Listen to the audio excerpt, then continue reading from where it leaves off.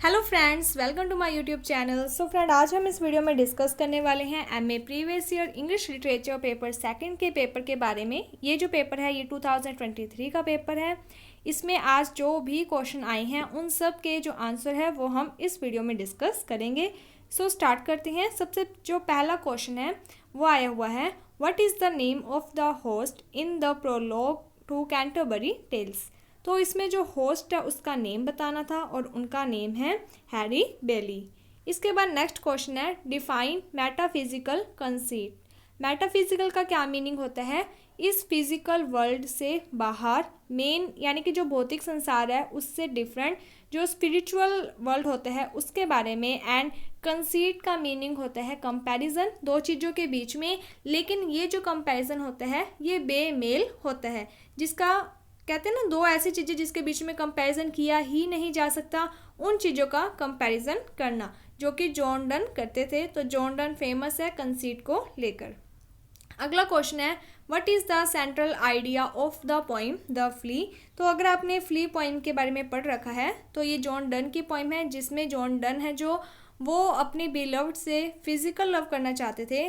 तो यहाँ पर उनकी जो बिलव्ड है वो ऐसा करने से मना कर देती है, जिसके कारण वो फ्ली एक मक्खी होती है। तो वो ये कहते हैं कि अगर ये जो बी है ये अगर मुझे पहले डंक मार के मेरा खून ले ले और उसके बाद तुम्हें डंक मार के तुम्हारा ब्लड ले ले, तो हम दोनों का ये जो रिलेशन है ये फ्ली के अंदर हो जाएगा। इस तरीके से इसमें कहा है। अगला जो क्वेश्चन है वो उसमें कहा गया है, who wrote the Duchess of Malfi. तो यहाँ पर इनके जो राइटर हैं उनका नाम पूछा गया है, जिनका नाम है जॉन वेबस्टर। नेक्स्ट क्वेश्चन है, name the 3 classical unities. 3 classical unities कौन कौन सी है? तो आपको लिखना था unity of action, unity of time and unity of place. अगला क्वेश्चन है, revenge is a kind of wild justice, describe briefly according to Bacon's essay of revenge.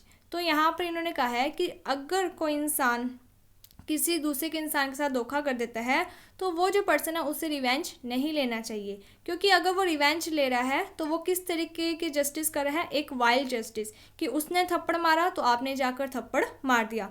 दोनों ही जो है अग्रेसिव वे में जस्टिस कर रहे हैं, जो कि गलत है। तो इस तरीके का रिवेंज नहीं लेना चाहिए। लॉ एंड ऑर्डर के अकॉर्डिंग जो भी रिवेंज है, जो भी आपको एक्शन लेना है वो लॉ एंड ऑर्डर के अकॉर्डिंग होना चाहिए।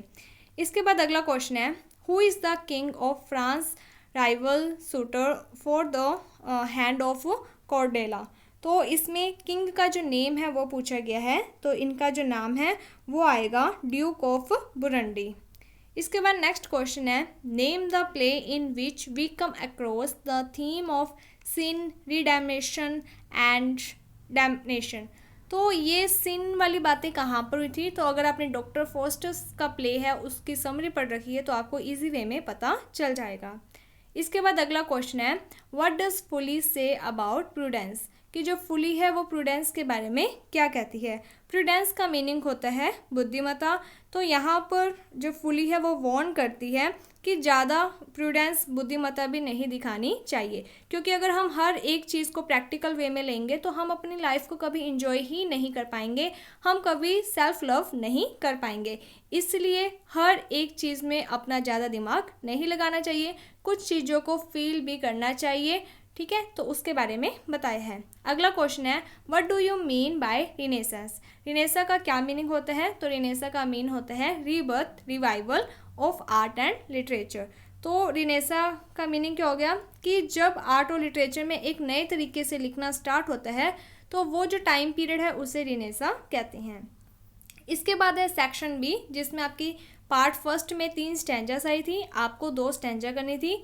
आपकी ये जो फर्स्ट स्टैंजा है, so let me melt and make no noise, no tea of flood, not sigh tempest move. तो अगर आपने ये 2 लाइन्स भी पढ़ रखी होगी तो आपको पता चल जाएगा कि ये किस पोइम में से आया हुआ है। तो जॉन डन की पोइम है वैलेडिक्शन वाली, उसमें से ये आया हुआ है, जिसमें जॉन डन ये कहते हैं अपनी बिलव को कि मैं एक बार के लिए तुमसे दूर जा रहा हूँ, लेकिन हमारा जो लव है वो हमें हमेशा साथ में जोड़कर रखेगा, वो बात है। अगला जो स्टैंजा है उसमें कहा गया है, coal country ants to harvest office, love all alike, no season, no nor climb, nor hours, days, month, which are the wrecks of time। तो ये आपकी पोइम द सन राइजिंग में से आया हुआ है और ये भी जॉन डन के द्वारा लिखी गई हैं। इसके बाद जो नेक्स्ट है, natural love make Mankind friendly love perfect it's but one, ये जो भी लाइन्स हैं ये आपकी जो बेकन का ऐसे है ऑफ लव उसमें से आया हुआ है। और किस तरीके से आपको पता चलेगा, तो अगर आप देखते हो तीनों ही लाइंस में आपको लव वर्ड देखने को मिलता है और अगर आपने ऑफ लव की समरी भी पढ़ रखी है तो आपको पता चल जाएगा। इसके बाद आगे है सेक्शन बी का पार्ट सेकंड, जिसमें टोटल 4 क्वेश्चंस आए थे और आपको 3 क्वेश्चन करने थे। आपको ये बात कही गई थी कि अगर आप यूनिट सेकंड और थर्ड अच्छे तरीके से पढ़ लेते हो तो इससे आपको ये बेनिफिट होगा कि सेकंड और थर्ड यूनिट में टोटल 5 ही टॉपिक्स हैं और इन 5 टॉपिक्स में से आपको 3 क्वेश्चंस जरूर देखने को मिलेंगे और तीनों क्वेश्चन ऐसा नहीं है कि आपको भाई छोड़ना पड़े, ठीक है।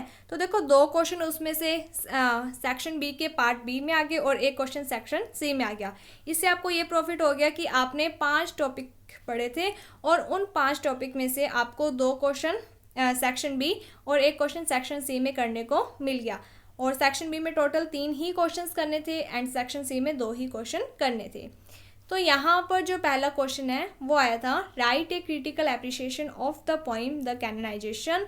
तो क्रिटिकल एप्रिसिएशन में आपको अपना आंसर पॉइंट्स के अकॉर्डिंग लिखना था। सबसे पहले आप इंट्रोडक्शन लिख देते, फिर आप subject matter of the poem लिख देते, देन आप राइटिंग स्टाइल लिख देते, थीम लिख सकते थे, कंक्लूजन। इस तरीके से आप 3 या 4 पॉइंट्स बनाकर अपना आंसर लिख सकते थे। इसके बाद अगला जो क्वेश्चन है उसमें ये कहा गया था, bring out the element of irony in Chaucer's the prologue to the Canterbury Tales.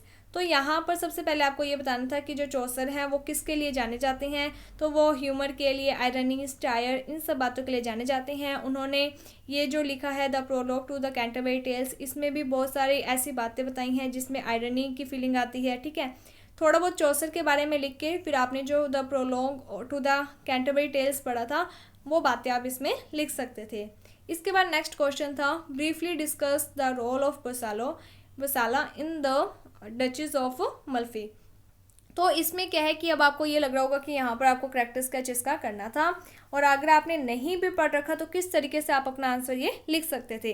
तो आपको क्या करना था, सबसे पहले इंट्रोडक्शन लिखना था जिसमें आप ये बता देते कि ये पर्सन था कौन, ठीक है। तो ये जो है डचेस ऑफ मल्फी, उसके ब्रदर ने ही इस पर्सन को रखा था उसकी निगरानी, डचेस ऑफ मल्फी की निगरानी करने के लिए, ठीक है। पहले आप इसका थोड़ा बहुत इंट्रोडक्शन बता देते, उसके बाद बता देते कि ये कितना लॉयल था अपनी ड्यूटी के लिए, ठीक है, loyalty for his duty. Then आप यहाँ पर पूरी समरी लिख देते। तो इससे आपको क्या प्रॉफिट होता है कि एक तो आपने जो अपना आंसर है वो पॉइंट्स के अकॉर्डिंग लिखा है और आपने समरी ही याद कर रखी होगी, तो उस समरी को इस तरीके से आप एडजस्ट कर सकते थे। इसके बाद अगला क्वेश्चन है, comment on the alchemist as a statical representation of contemporary London society. तो यहाँ पर एल्केमिस्ट की जो समरी है वो आप पूरी लिख सकते थे।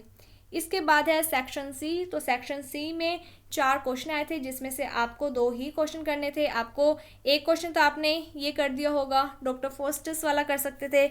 इसके अलावा 1 क्वेश्चन मैंने आपको बताया था कि बेकन से रिलेटेड जरूर आएगा, जिसमें सबसे पहले ये ही पूछा जाएगा कि जो बेकन है उनके ऐसे के बारे में बताओ। तो आपको पहले बेकन का इंट्रोडक्शन, राइटिंग स्टाइल, ये 2 बातें लिखने के बाद आपने जो भी 3 या 4 ऐसे पढ़ रखे होंगे उन सभी ऐसे को मिक्स करके यहाँ पर आपको लिख देना था, ठीक है।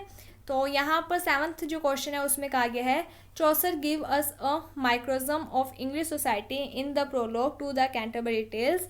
तो यहाँ पर कुछ नहीं, चौसर के बारे में थोड़ी बहुत बातें लिखकर समरी ही लिखनी थी। इसके बाद अगला क्वेश्चन है, sensation, emotion and thoughts are interfaced in the best work of done discuss with special reference to the poem described in your syllabus। तो यहाँ पर आप बता सकते थे कि जो डन्स के जितने भी वर्क हैं उन सभी में ये सभी जो इमोशंस हैं, थॉट्स हैं, इन सभी का एक इंटरफेस, मिला जुला रूप है। इन्होंने हमेशा अपनी पोइट्रीज में इन सभी चीज़ों को बहुत ज़्यादा इंपॉर्टेंस दी है। फिर आप इनकी 2-3 पोइम्स के बारे में मिक्स करके लिख सकते थे। अगला जो क्वेश्चन है उसमें ये कहा गया था, discuss in detail the tragic conflict in Doctor Faustus by Christopher Marlowe. तो इसमें आपको पूरी समरी यहाँ पर लिख देनी थी। अगला क्वेश्चन था, Francis Bacon appear to be moralist in his essay. तो यहाँ पर आपको बताना था कि जो फ्रांसिस बेकन है उन्होंने अपने जितने भी ऐसे लिखे हैं उसमें मॉरलिस्ट बातें की हैं, ठीक है। फिर आपने यहाँ पर उनके जितने भी प्रोज ऐसे पढ़ रखे थे उनकी थोड़ी बहुत, अगर आपने 3 ऐसे पढ़े हैं तो उनकी समरी लिख देते, 4-5 ऐसे पढ़े हैं तो उनकी समरी यहाँ पर आप लिख सकते थे। तो इस तरीके से आपका ये पेपर आया था। होपफुली आप सभी का पेपर अच्छा गया होगा। एंड अगर आपको इसी तरीके से एमए प्रीवियस ईयर के नेक्स्ट पेपर्स की तैयारी करनी है तो आप नई शुरुआत यूट्यूब चैनल को सब्सक्राइब कर लीजिए। यहाँ पर एक प्लेलिस्ट बनाई गई है, आप उस प्लेलिस्ट को खोल कर देख लेना और आपको हर एक टॉपिक एमए प्रीवियस ईयर का मिल जाएगा। So thank you friends for watching my video. Thank you.